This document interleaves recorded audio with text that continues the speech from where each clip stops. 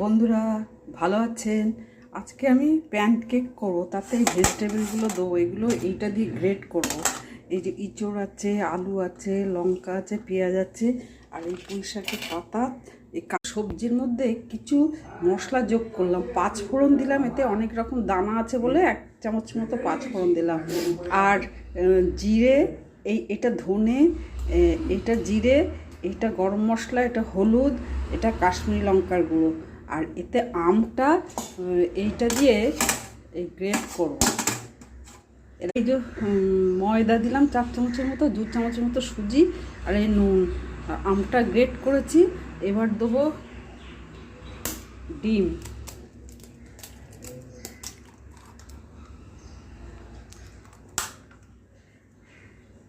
Test করে দেখলাম আর একটু ঝাল কম আছে, শুকনো লঙ্কার গুঁড়ো আর এই গোলমরিচ, আর একটু মিষ্টি দিলাম। আর একটু অয়েল একটু দিয়েছি, প্রথমটা তো উল্টে দিয়েছি, একটা ভাজছি। এবার আমি জাস্ট অয়েল ব্রাশ করেছি, অয়েল দেইনি বললেই চলে।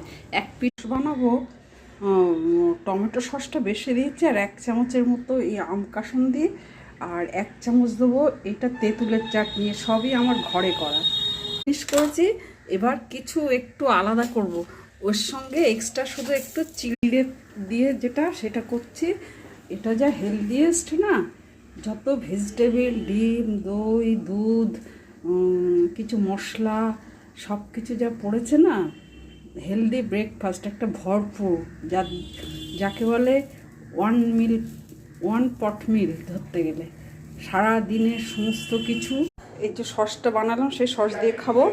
এইটা আলাদা করে রেখেছি, এটা চিড়ে দিয়েছি লাস্টে মিশিয়ে, আর এটা চিড়ে